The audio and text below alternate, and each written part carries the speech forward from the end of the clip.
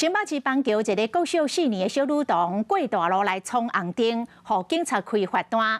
讲这个小女童是着青镜，口甲目眶红记记，家长真气愤，伫个面册发文章，讲警方执法伤超过，恐惊囡仔的内心会留下阴影。结果伫个网络顶引发着论战，有人认为唔对就是唔对，应该借这个机会甲囡仔教栽。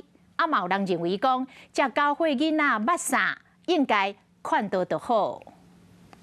补习班下课教会查囡仔拄要过车路，随后远警查来。红灯吗？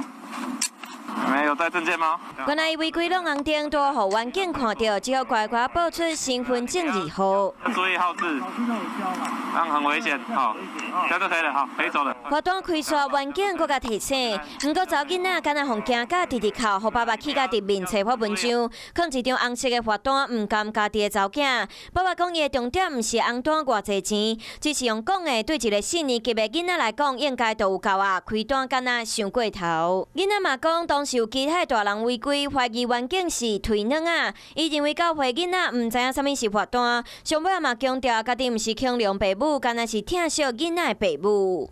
我觉得很正常对，这个没有问题。